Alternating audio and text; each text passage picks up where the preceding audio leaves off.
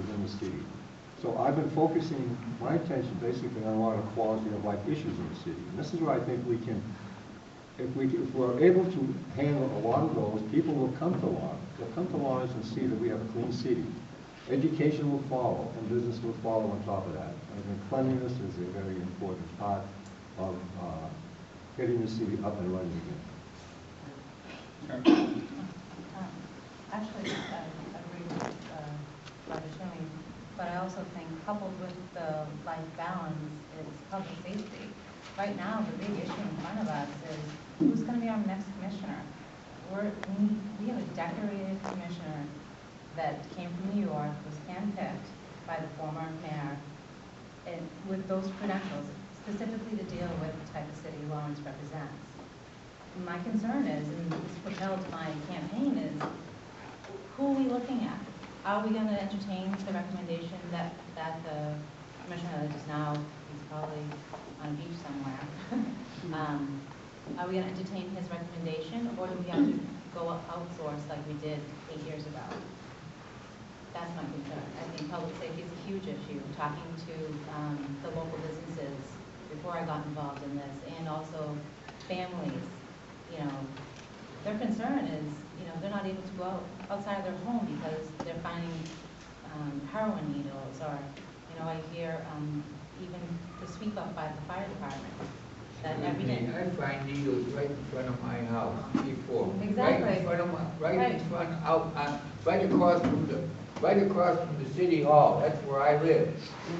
Yeah, I believe it. I'm not the only one that sees them. I won't touch them. Oh, I took pictures of them, and I let someone know to come up and pick them up that knows how to pick them up. No, but it is an issue, and I think it's an imminent one where I don't know if there's been a person appointed for his position, but I don't think it's a position that should last. So that's my concern. I think that's a big issue. My powers in controlling that's out of my control, but I might have to say if I'm on the board.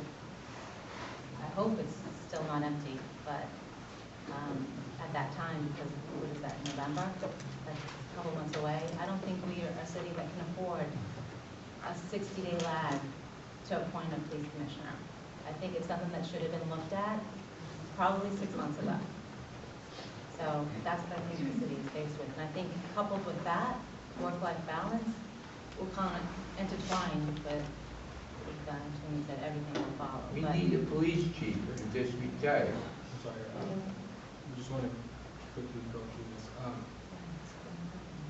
Just the next question is, if you manage to get a She didn't. Oh. I'm sorry about that. So I was trying to get a different beat going on.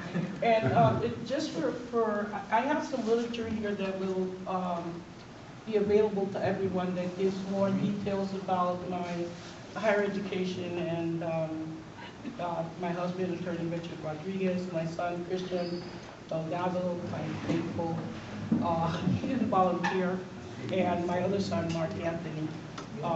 Both beautiful children who graduated from Lawrence High School as well. I am a New Yorker.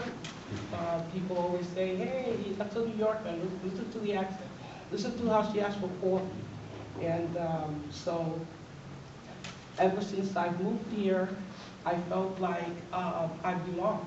There were a lot of issues here that were being dealt with that I had already dealt with in North Brooklyn. And it was easy for me to come in and offer a lot of the experience that I have. And I tell you something, it was the whole thing with the manufacturing leaving, the jobs, etc., the whole 9 yards. And in the 10 years that I served, in the decade that I served the city of Lawrence, I'm proud to say that I served with a great deal of dignity. And not only that, had a lot of success in a lot of the projects that I was involved in. Many who had to deal with public safety.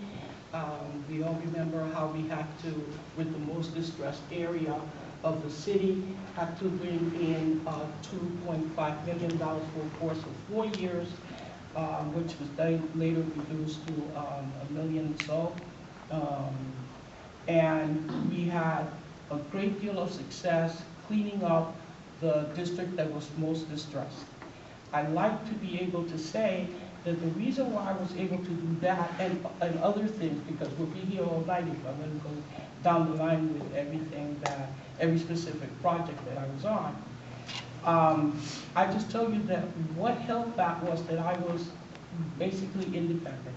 I was not afraid to be standing alone sometimes in the council, because I think it's important that if we truly believe that we are, as my good friend Modesto, my good brother here has said, a government by the people, for the people, that when other people tell us, hey, I'm not going to contribute to your campaign, or, you know, I'm not going to like you anymore, or I'm not going to go out dancing with you anymore, you know, and for personal reasons, they want us to vote a certain way.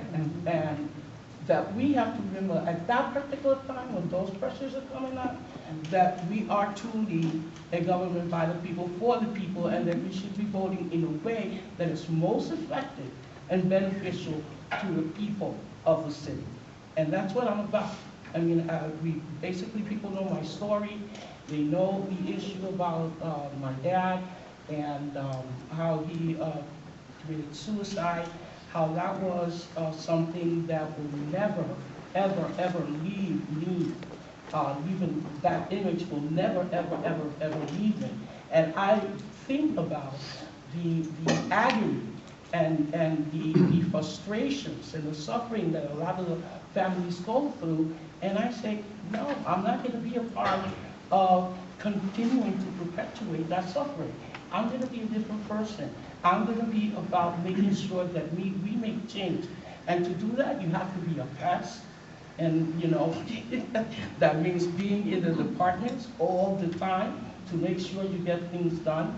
It's unbelievable the number of people that have told me, you know, there were things that you got done when you were there that I can't get done now. And why was that? Because I was a pest. When we needed streets to be repaired and paid, while the money comes from the state, I made sure that I was in DPW every day with the head of that department saying, these are the streets that we need repaired. These are the streets that we need repaired. And the squeaky wheel gets the oil. And we finally got a lot of the streets that needed repair in some of the neighborhoods that were more deteriorated because of disinvestment and decline of the previous crisis in housing. And that's why I was a part of making sure that we have the first ordinance in foreclosures that would prevent the continuation of disinvestment and declines of neighborhoods. Again, I can be here all night talking about the different projects that I was involved in, and not only involved in, but feel that they were very successful. And I am asking people to look at that track record, you know, and look at the fact that I have always been independent. To know that if you want change, that change has to come from people who are willing to be independent, not simply a new face. Thank you. Great.